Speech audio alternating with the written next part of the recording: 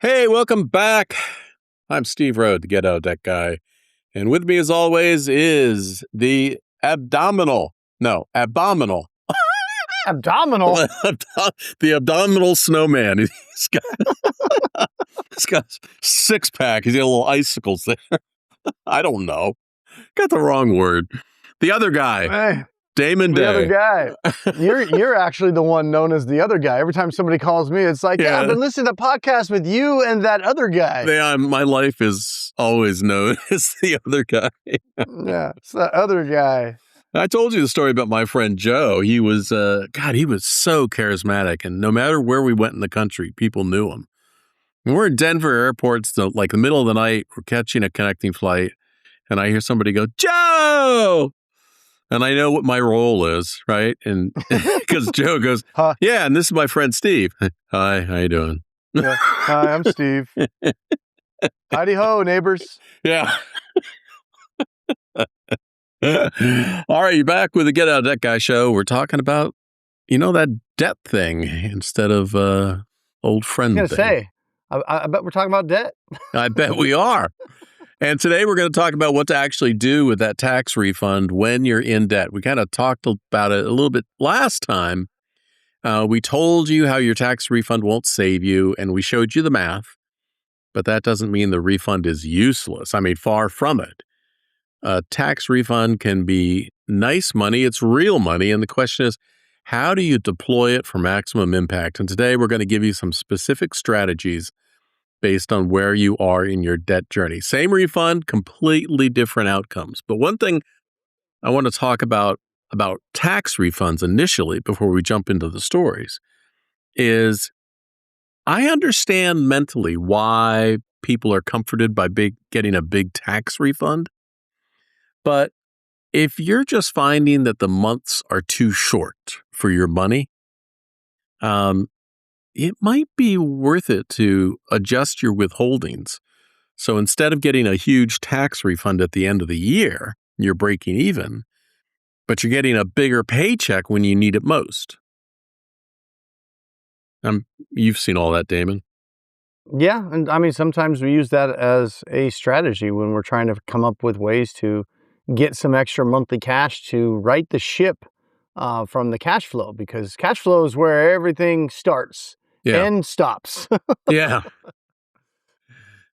All right. Well, yeah, sometimes it makes sense to get a little bit extra cash, but you got to have a plan for that money. If you just adjust your withholdings, get the extra cash, you got a bigger check, you've got no plan for it, then all you're practically doing is just lowering your refund check at the end of the year, because you're not going to know where in the hell did that extra money go that I was supposedly getting in my check every month. So your lifestyle as long as you expanded. have a plan for it. Yeah, if you have a plan for it and a need for it, sometimes it makes good sense. Hey, if I can use an extra $500 a month for this specific purpose throughout the year, like paying off debt or, funding a settlement or whatever it is, that can be a better use of that money rather than waiting to the end of the year. And now I've got my $5,000 check. What should I do with it? Yeah.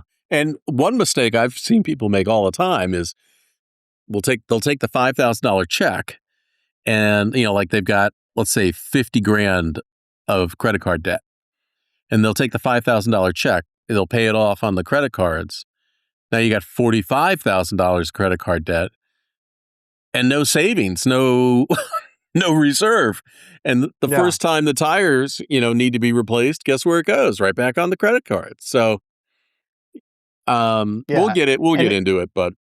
And if you got $50,000 in credit card debt and the only time you really make any kind of decent headway on it is that once a year when you get the tax refund and you knock it down $5,000 and then a few months later it's back up to 50, you have to realize that, you're paying probably $15,000 a year in interest alone. Yeah. Carrying that debt. And so if every year comes and goes and all you're really able to do is maintain it and throw $5,000 at it that gets eaten back up throughout the year, we got to do a different plan. Yeah, the that's plan not a that plan. You're doing is not working. No. We can't keep throwing, $15,000 a year in just interest only to try to pay down an extra $5,000 when the tax refund comes. It costs you 15 we got to rip more. the Band-Aid off a little bit. Yeah. It costs you 15 more, and you're going to throw 5 at it. The math isn't mathing. Yeah. You're not even barely covering the interest on it. So if you've been holding debt for longer than a year and it's not significantly going down, we got to switch it up. Got to change it up. There are lots of other plans and approaches. So 2 things. Number 1, I'm historically remiss in reminding people that if they want to reach out and talk to you, they can reach you at Damon Day, DamonDay.com, and you can tell them the other guy told you to call. The other guy said to call. Yeah, the other guy said to call. If you can also go to the getoutofdebt.org website. That's my site. And there's a whole bunch of stuff there for you. One of the things that's been really, I'm kind of proud of it, and it's been successful, is the Ask Steve chat box. So if it's 3 a.m. and you're panicking and you don't know what to do, hey, you can talk to virtual me at 3 a.m. and you'll get some really good advice. So the other virtual Steve is pretty on top of it. Here's the thing. That I trained this thing on 30 years of my experience. So it's so much better than any kind of you go to Google and ask a question. The problem with doing that, like just going to Google or just going to some AI and asking a question, is it's garbage in, garbage out, right? So if all the AI was trained on, stuff that appeared on Reddit, that's not real stuff. And so hey, don't knock Reddit. I get a lot of clients because of Reddit, because they tried to do what the guy on Reddit said to do, and that didn't work, and they're like, maybe I need some real help. Yeah, I saw a question earlier. It was one about I had an air conditioning system installed and the contractor didn't do the work right, so I'm refusing to pay the finance company. Well, yeah, I got some bad news. I can see how you arrived at that conclusion, but it don't work that way for you, unfortunately. Right. The contractor just recommended the financing to you. That's all. And of course, on Reddit, they're saying things like, don't pay them. Well, dude's and gonna leave a mark. Fine, but the finance company is not the one that did or did not do the work. So you could not pay them and deal with that. But whether or not the person did the work has nothing to do with the finance company. You can't say, hey, the guy that recommended you to me to get this money that I could give to him didn't do the work, so you need to go after them. Yeah, my new car is a lemon, so I'm not going to pay Bank of America. Yeah, and you don't have to, and then they'll take the lemon off your hands. Yeah, fresh squeezed. Yeah. One day it'll just be gone, like magic. Problem gone. All right, the other thing is, I have been a posting fool on getoutofdebt.org. So many stories, and every time I write one, it's like, wow, this is really important. Wow, this is really important. I mean, just this morning, there's been a bunch of shit that's come out. But Damon, we start the shows with you picking a couple of stories that caught your eye on the website. Let's talk about it for a moment. Yeah. The first one, you actually did a little free tool. Shocker. I think you're up to like 800,000 free tools. Something. Only 18. I'm rounding up. Yeah. But this one, your brain on debt. Remember the old commercials with the, your brain on drugs and the fried egg? Yeah. Seared into my memory from my childhood. But you did this, you put together this new tool, and you wrote an article about it. Your Brain on Debt, the free quiz that reveals what's really driving your financial decisions. Yeah, it's when people are in the middle of a crisis, it's kind of like a joke, like they become dumber. But it's a scientific fact. The financial stress will actually lower your IQ. It'll make you more likely to be depressed, inability to develop a plan, take action, follow through, all these things. But there are 4 primary brain states when you're in the middle of a financial problem. And tell me if you have recognized these in any of the people that you've talked to over the past decades. They're in survival mode, right? Crisis overrides rational thinking. You ever seen anybody like that? A few. Yeah. A few per day. High anxiety. Stress narrows choices, right? They get tunnel vision. Yes. Shame driven. People make bad decisions on how to get out of debt because they're afraid of how they're going to feel. But the goal we want to get them to is relative clarity, rational, open, responsible thinking, accepting good advice, making good decisions, and most importantly, letting information that you've heard or read or learned, let it percolate for a day or two before you take any rash action. So this quiz, Your Brain on Debt, I think it's really insightful because it helps you to understand. Now, the key is I can get you to understand, where your brain is right now. Once I give you that information, how do I get you to take a beat, take a breath, and, reach out to Damon or hit me on the Ask Steve chat and get some real information? Because this is why that's a different website, Steve. That's not for this one. I got to find my Harry Potter magic wand for that one. But this is hit why me on the Ask Steve chat. It's a different AI tool. Yeah, kick you in the ass. But this is why people all the time fall for these debt relief schemes, because they're not thinking about this clearly, and they have a panic response, and they're looking for the first thing that sounds good. And then what ends up happening is, be it days, weeks, or months, or sometimes years down the road, they'll be like, I got ripped off. No, it all started with you not making a clear decision. Yeah, most people, when they call me, they're in survival mode and high anxiety essentially together. That's most of the time. Yeah. And they're in the survival mode and the high anxiety mode mainly because oftentimes of the shame driven phase where they basically I borrowed the money, I got to pay it. And then they kind of box themselves into where they're out of retirement, they're out of savings, they're out of everything, their cards are maxed. And that's where the survival mode and the high anxiety comes in, because they're not sure what they're going to do when their mortgage payment comes due next week, or whatever it is. But once in a while, I actually will have people call in the relative clarity phase. Mm-hmm. I will get calls like that where they've just, I've been going back and forth with this thing. I've been carrying this debt, and I've been researching this and looking at this, and based on what I've read, I think I can do this, and I think I should do that. And sometimes it's like, sometimes the call is me going, yes, I agree with everything that you're saying. Yeah. Based on what you're telling me, I think you're on the right path. That happens sometimes too, right? Where it's just, and sometimes that's all somebody might need is just somebody else taking an outside look at their situation and saying, yeah, I'm thinking about this and I'm pretty sure I'm right. Do you agree? Doctor? I concur. I concur.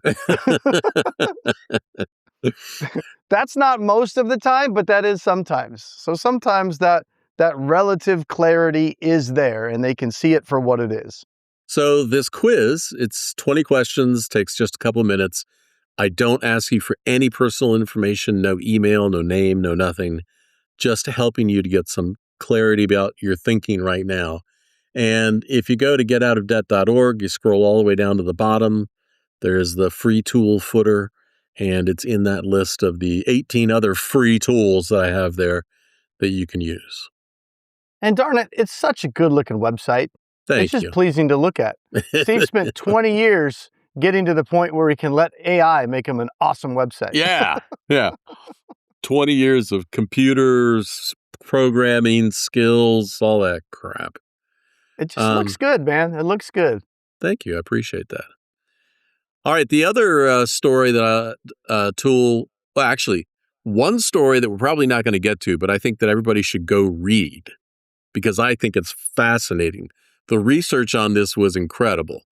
Again, it's at the getoutofdebt.org website. But I had this thought the other day. Would Jesus file bankruptcy? And then I spent a couple hours looking into it, and the answer will really surprise you, and the facts will really surprise you. It's worth reading.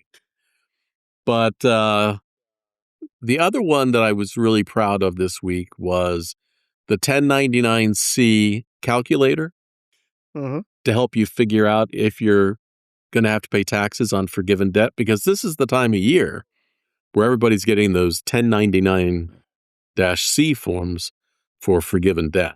They're very confused by them. Very confused. Yeah, and this is one of those things where read it often is not a great read it. Is it read it or read it? Did I read it or have I read it? I've always heard it as read it, but read it? I read it on Reddit? All right, it's Reddit. Okay. So, yeah, the 1099-C issue, and this is where we're talking about if you have debt that's forgiven, do you have to pay tax on that forgiven debt? Are you going to receive a 1099? Essentially, if you owe Bank of America $10,000 and they agree to take a $5,000 payoff to settle that debt, what happens to the other $5,000 that you did not have to pay back? Well, Bank of America is going to write that off as a loss. And so is the IRS then going to go to say, hey, if Bank of America had a loss, who had the gain, right? And so you could be liable to pay taxes as if you earned that extra $5,000. That's the IRS position. Year. Yeah, correct. So that has to be taken into account when you are looking at exploring different options, looking at bankruptcy, looking at debt settlement, looking at Dave Ramsey type, debt snowball. When you're looking at all these different strategies, you have to figure out whether or not, if you had debt forgiven, if you, in your specific situation, because not everybody has to pay taxes on forgiven debt. Right. Some do, some don't. You need to figure that out. You would need to figure out whether or not you fall into that category. And if so, how much in taxes would that forgiven debt cost, and factor that into the decision-making process. So you're making a good choice based on real information. The other thing that catches people is something that you mentioned just a moment ago, which is the creditor charged off the debt. That doesn't mean they still can't collect on it. That doesn't mean on Reddit, it means you don't have to worry about it. It's charged off. It's gone, baby. It's gone. Well, see, that's what people like that, I like to call them wrong. Because Reddit is wrong. Get a bumper sticker. Because when a creditor has to charge off a debt, it doesn't mean the debt is eliminated. That is an accounting function. So for the IRS, they have to declare the debt as uncollectible or bad debt, and they have to notify the IRS so the IRS can collect taxes. But that debt can be sold. It can be attempted to be collected on. It can be collected on up to the statute of limitations, or maybe, even after, if they're pushing the envelope. So the other problem with 1099s is they're not always issued to the right people or at the right time, or they're not always correct, and trying to get them fixed is damn near impossible. Nightmare. Yeah, nightmare. And they're also not always issued in period. Sometimes you just won't get a 1099. You have a debt forgiven or settled or whatever, and you never receive a 1099. Yeah, but it may still be reported to the IRS. Yeah. So what do? I don't know. I mean, are you a gambler? You're supposed to report that, but if you don't get it, then you're wondering, did I just not get it, or did the IRS also not get it, or what's going on? So it can get a little bit sticky. But if you get a 1099, for forgiven debt, the first thing you look at, and you should do this long before you ever receive the 1099. You should do it when you're considering settling a debt, or you have a debt forgiven. That's the time when you look at, am I going to eventually owe taxes on this if a 1099 comes? And what you're looking for is your overall net worth, and it's called the insolvency rule. You're looking to see essentially whether or not your assets outweigh your liabilities or vice versa. If you add up all your assets and all of your debt, is the number positive or is the number negative? If the number is negative, there's a chance that you could get a waiver and not have to pay taxes on some or all of the 1099s that you get. Yeah, but there's a big gotcha. Always a big gotcha. But just go to Reddit and figure it out. Or you can go to getoutofdebt.org, go down to the bottom of the site in the free tools section and look at the 1099C calculator and get the facts. But why would you do that? Why would you just the facts? You just want to talk to Morebanger 57 on Reddit. Facts are so inconvenient. I mean, the big thing that I think that a lot of people don't think about is if you have any sort of retirement account, people don't think, that's part of my net worth. But when it comes to the IRS calculating whether you owe taxes or not, it is part of your net worth. So you might have a lot in retirement, but you might not have a whole bunch of cash, available to you, and you might feel insolvent. So that's why it's important to use the calculator. Yeah. The reality is most people that are solvent, that have net worth, the two biggest drivers of net worth are typically retirement accounts and equity in the house, right? Right. Most people I see that don't have retirement savings and don't have equity in the house and they have a lot of debt are very likely insolvent, right? Yes. But the house and the retirement accounts are the two big drivers that could put you in positive. And that's not to say that's bad. It's not horrible to be like, oh man, I got a positive net worth of $1 million, so I guess I got to pay some taxes on some debt. Most people would rather have that scenario than be like, I'm so far upside down and insolvent, I don't have to pay taxes on this debt, but it also means I don't have any assets either. Right. So, it's not the end of the world if you're like, oh man, I got $2 million in my retirement account and equity in my house, so boo-hoo. It's not too bad.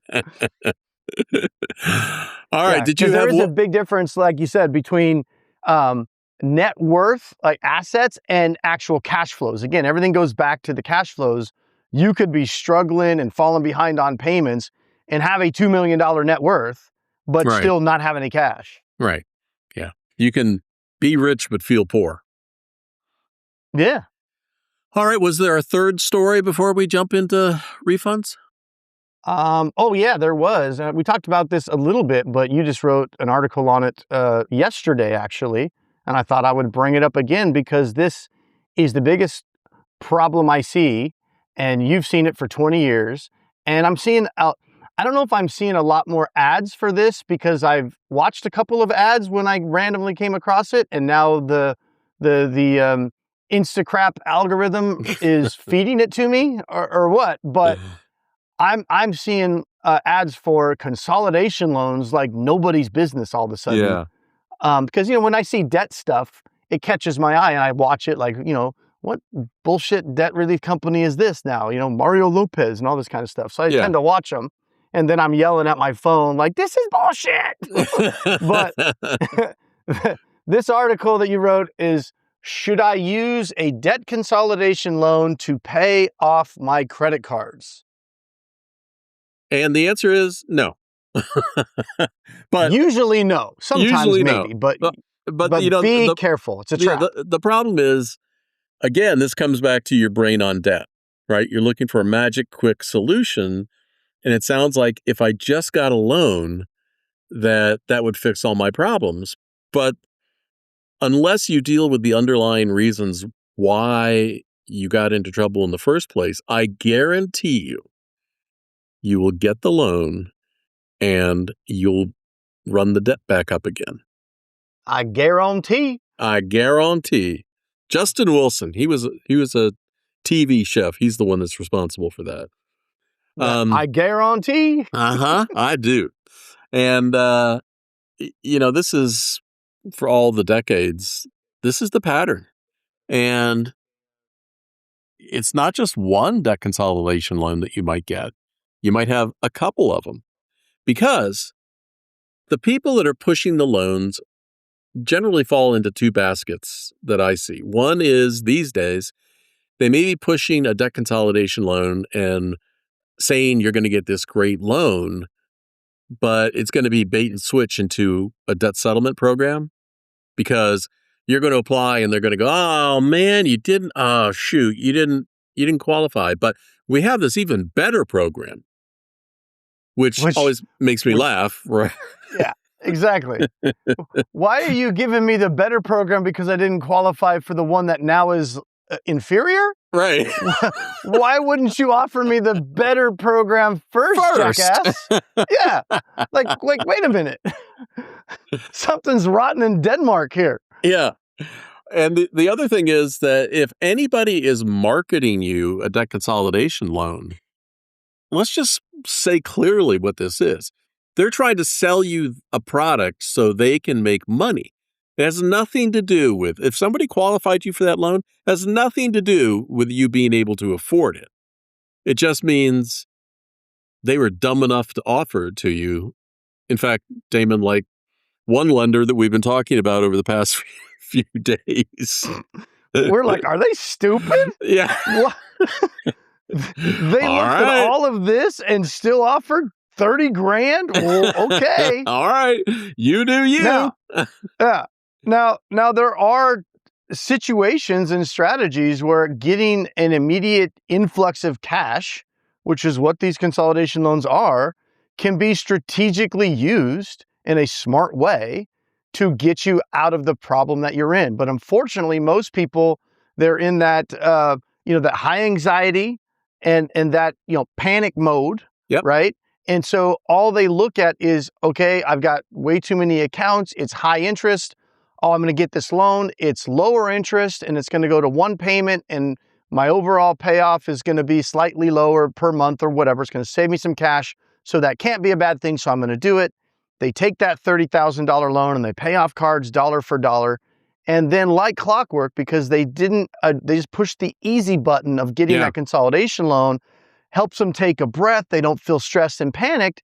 Now they're not worried about their finances anymore for a while. And they just go right back to what they've always been doing, which is living beyond the means. And pretty soon the debt starts to creep back onto the credit cards that just got paid off. And before you know it, you're back to the same 30 grand in credit card debt, plus now still have a balance of $26,000 on the $30,000 consolidation loan that you got. And now all you did was spent a year or two turning 30 grand into 50 grand. That's it. Right? I see it all the time. Well, it feels magical.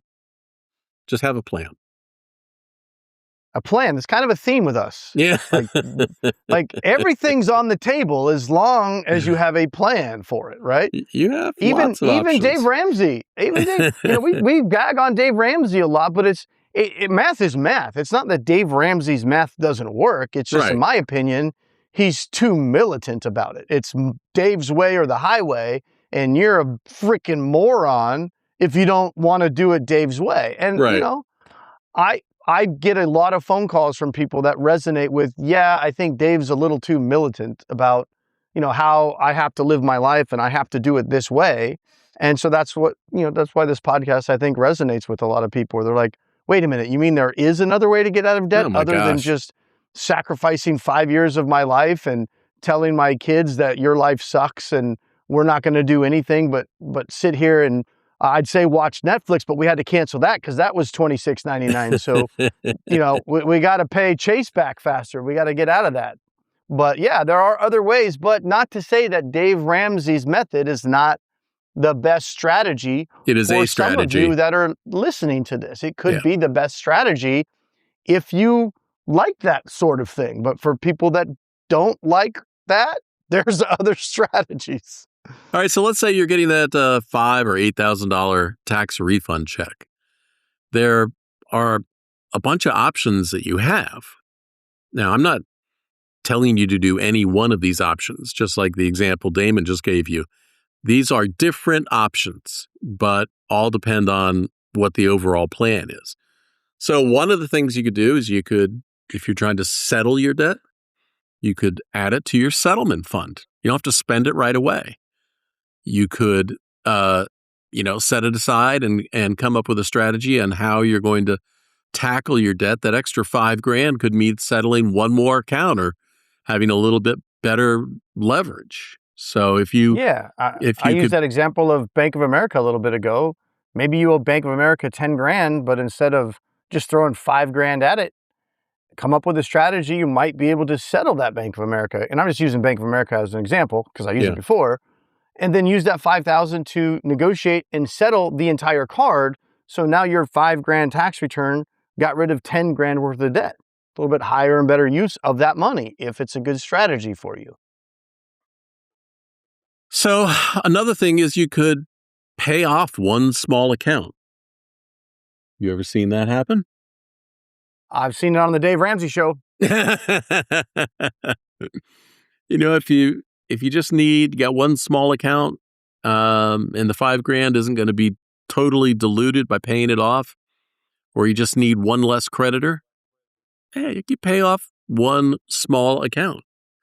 It might give you a little bit of positive brain energy. But another option I really like is save it. Create that emergency buffer, because you don't want stuff going back on credit when you're trying to dig yourself out. That's just, you're digging the hole and throwing the dirt right back in it. Yeah. And, there is some psychological value to, going back to what you were saying a second ago, paying off some of those smaller debts if it's part of an overall plan that could help give you that dopamine hit that you need, right? Like, oh, okay, I'm making some progress. I'm knocking this out. That's these two little tiny debts that I'm just been paying $35 a month on. I'm just going to get rid of those. So there is potentially that value. And like what Steve's just talking about now is that savings, right? None of us can operate in a situation where we have no savings and no credit, right? You can't operate for any length of time like that, because anytime something that's out of your budget or not planned for pops up, and trust me, it will. Oh my God, If you've got no savings and you've got no credit, or you're like, still, I'm not using my credit, I'm paying it off, you can't handle that because you have no liquid savings or credit. And if you have no liquid savings and you're on a debt pay down plan and you're making progress, freeing up credit because you're paying it down, guess what's going to happen when the car needs new tires and you have no savings? Right back on the credit card. And then whatever psychological boost you got from maybe paying off a small card is going to get knocked down in the crapper, because now you're going to be depressed that you're making all these sacrifices, making progress, and getting boom, nowhere. All of a sudden the balance on the cards just went up $2,000 because you needed new tires. Right. What's the point? It's hopeless. I might as well give up. That's what. Yeah. Unfortunately. And then you go on a spending spree. Yeah. Right. Right. It's kind of like when you're on a diet, like I do this, if I'm like doing a keto diet or whatever, and then I have a couple of carbs, and I'm like, well, screw it. I already screwed up my ketosis for the day. I might as well have some ice cream now. Make me feel better about it, Well, the two things that cause people to overspend unconsciously is to reduce stress or improve self-esteem. Yeah. So that happens. So another thing you could do, again, we come back around to this whole plan, a strategic plan. Maybe you need to catch up on missed payments. You could use the tax refund for that. Let me give you an example. Let's say that you had a big move coming up and you needed to move to a different part of the country. And there was no way that you could afford to keep paying your bills right now. And you're going to move in 30 or 60 days. Well, use the tax refund to fill that gap and keep yourself current so that you could qualify for your apartment or your lease or whatever you're going for, even a mortgage, before it all hits the fan. Yeah. And again, you got to have a plan, right? There's just no one size fits all. Get your tax refund and do this with it. It just really depends on your circumstances and what you're trying to do. Just have a plan for that $5,000. Make sure it's a good, put it to good use. One thing that just pisses the hell out of me is to watch somebody take that $5,000 refund and limp along for another month or two because they're so afraid of not being current on their bills. Now you're just 2 months down the road with still no money. Yeah. Well, and that's normal because that's what they've been doing. That's probably why they have no savings, right? Because they've been, okay, I'm sure I'm going to pull from savings. A lot of people call me when they're, okay, I'm out of savings. I've already pulled from my retirement. I've got multiple loans out on that. I don't have any, all the normal, and I'm doing air quotes, mechanisms that people think about to stay afloat, right? Mm-hmm. They've used up. They're gone. They don't know what to do now. And sometimes it is what it is. By the time you find our podcast, you're in that situation, fine. We can still fix it. But if you're in a situation right now where you still have savings, you still have available credit, but you see what's happening, you see that you're slowly pulling from savings every month to make ends meet. You see that your balances are slowly growing because you're having to put more and more expenses on cards. You're about to pull money from your 401k. Call me first before you completely deplete everything and then run out of ideas.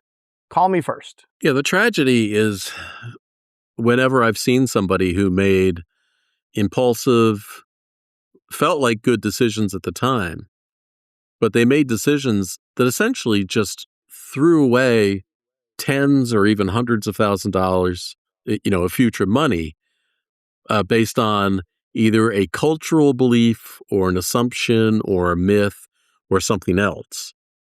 It's so much better to get a second opinion before you do something like that.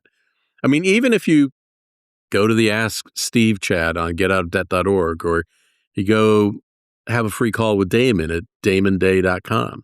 And, if either of us say, yeah, you know what, I think you're on the right path, then the only thing is you got a free confirmation that, okay, you're thinking this through. But what's the downside of a free second opinion? Unless you're afraid of what it might say. Yeah. All right. People don't have to do what I'll give my opinion, but people don't have to follow it. They can do whatever they want. Yeah, do whatever you want. You do you. I always say I could lead a horse to water, but I'm not going to shove their face in it and make them drink it. No, I agree. Ultimately, people are independent, free-thinking adults, and they have to make their own adult decisions. The only thing I object to is not the decision that you make. I object to you not getting the information to make the best decision possible. That's the thing that pisses me off. Well, I don't know if it gets me to the level of pisses me off, because that doesn't affect me what somebody else does with their life. I mean, I might feel bad for them, but I don't know if it pissed me off. No, actually, that was more hyperbole than anything else. I don't lose any sleep at night. I was like, wow, you get pissed off over random strangers making bad financial decisions? No. I thought your philosophy is more like, you do you, boo. Yeah, it is. It is. I agree. That was more hyperbole than fact. So what not to do with the refund? Don't pay a little on each account. Don't spread a little. Take it to the racetrack. Yeah. Did I ever tell you my dog racing story? I don't know if I did. I don't think so. So this was Pam and I in our early days when we were just married. They had a greyhound racing track in Florida where we lived. Yeah. Yeah. So we always, heard about people going to the track and betting and stuff. And I am not a gambling man. But you are not. I can attest to that.